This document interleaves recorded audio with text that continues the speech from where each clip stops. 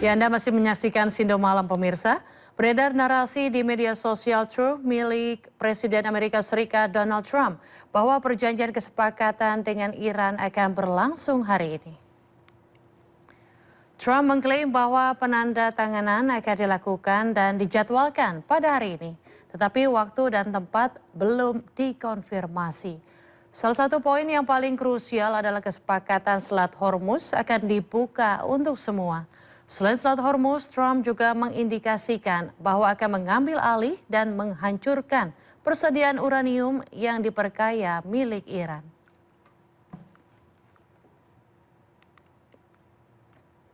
Ya pemirsa, Perdana Menteri Pakistan Shehbaz Sharif juga menyatakan kesepakatan damai antara Iran dan Amerika Serikat semakin dekat.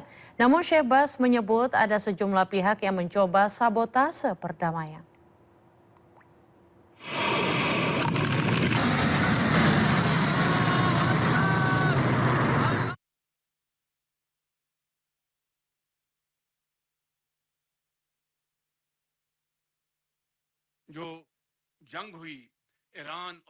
Perdana Menteri Pakistan Shehbaz Sharif mengatakan teks akhir kesepakatan damai antara Iran dan Amerika Serikat telah berhasil dicapai. Saat ini Pakistan sedang bekerja sama dengan kedua belah pihak mematangkan langkah-langkah selanjutnya. Sharif memberikan peringatan keras terkait adanya kampanye disinformasi yang sengaja digulirkan pihak-pihak tertentu untuk menyabotase potensi kesepakatan damai ini.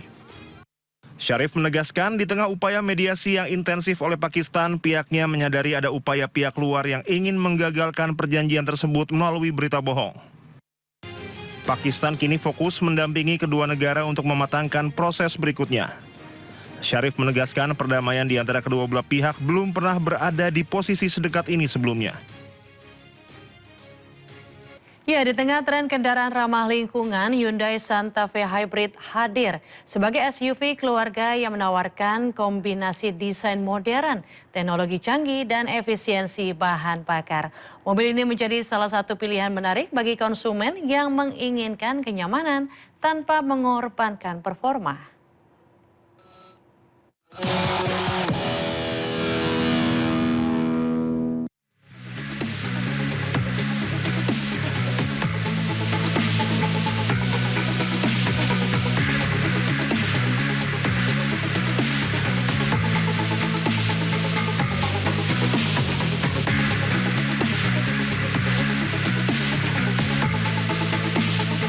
Dengan tampilan baru yang lebih tegas dan berkarakter, Hyundai Santa Fe Calligraphy Hybrid langsung mencuri perhatian.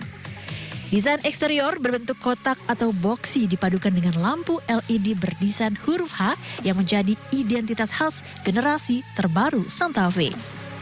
Tak hanya tampil gagah, SUV ini juga menawarkan dimensi yang besar. Dengan panjang hampir 4,9 meter dan wheelbase lebih dari 2,8 meter, menghadirkan ruang kabin yang lapang untuk seluruh anggota keluarga.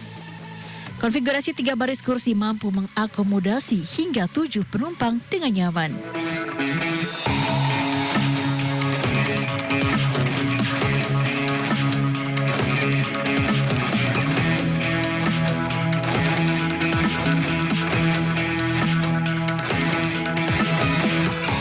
Masuk ke dalam kabin, nuansa modern langsung terasa. 2 layar digital berukuran 12,3 inci yang terintegrasi membentang di dashboard, menghadirkan informasi kendaraan sekaligus sistem hiburan dalam satu tampilan yang futuristik. Beragam fitur konektivitas juga tersedia, mulai dari Apple CarPlay dan Android Auto nirkabel, pengisian daya tanpa kabel, hingga sistem pencahayaan ambience yang membuat suasana kabin semakin premium.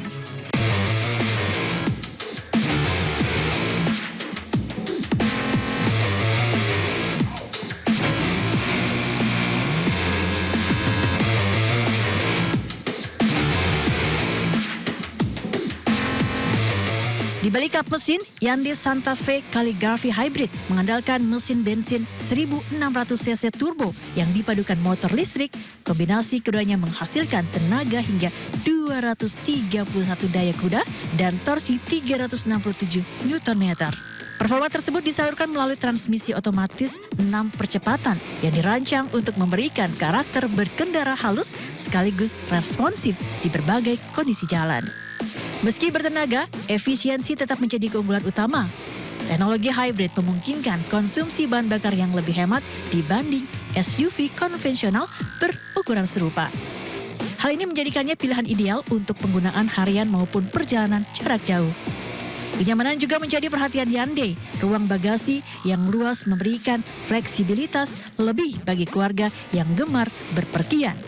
Kursi baris kedua dan ketiga juga dapat dilipat rata untuk mengakomodasi barang berukuran besar.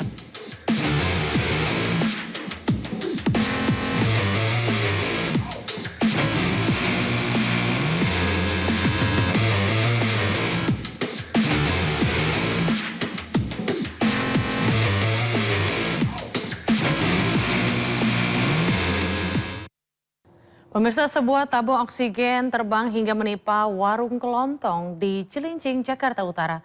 Tabung 56 kg tersebut terlempar 100 meter ketika proses pengisian tengah berlangsung.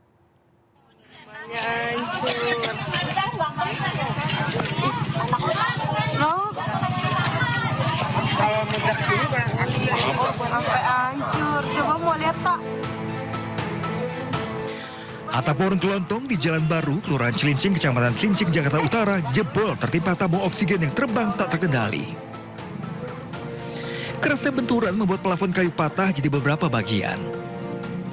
Tak hanya atap, bagian dalam seperti etalase kulkas juga rusak parah. Insiden bermula saat pengisian oksigen di sebuah pangkalan berjarak 100 meter dari warung.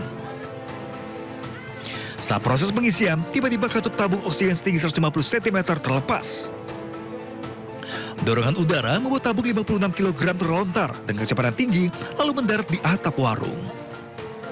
Katanya lagi diisi di sana, mungkin terjadi gimana. Terus terbang. Ya terbang, meledak dulu di tempat lalu terbang. Nimpah warung Bapak. Iya.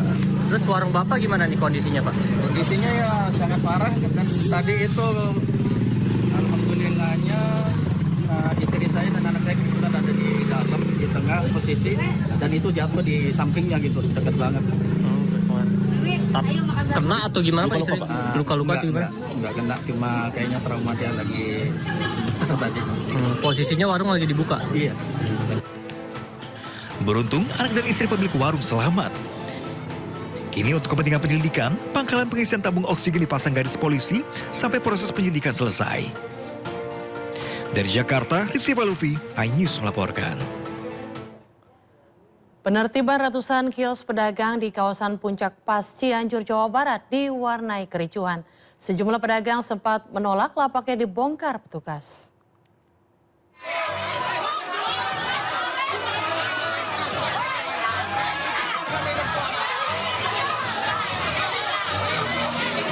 Penertiban ratusan lapak pedagang di res area Seger Alam Puncak Pas Cipanas, Cianjur, Jawa Barat berujung ricuh. Petugas gabungan mendapat perlawanan dari pedagang saat melakukan penertiban. Pembongkaran ratusan bangunan yang dinilai melanggar aturan tata kota ini dilakukan di 3 titik, yakni kawasan res area Seger Alam, sekitar Tugu Botol Kecap, hingga area Jembatan Cipundul. Sebelumnya puluhan kios lain juga sudah dibongkar sehingga jumlah total bangunan yang ditertibkan di sepanjang jalur puncak mencapai lebih dari 200 kios. Petugas menyebut penertiban ini merupakan bagian dari penataan kawasan puncak untuk mengembalikan fungsi ruang, menjaga lingkungan, serta meningkatkan kenyamanan masyarakat dan wisatawan. Dari Cianjur, Jawa Barat, Muhammad Andi Ihsan, iNews melaporkan. Ya pemirsa, kita ke informasi lainnya. Seleksi sistem penerimaan murid baru di Cirebon, Jawa Barat terkendala website SPMB yang lumpuh. Akibatnya para calon peserta didik kembali kesulitan untuk mendaftar.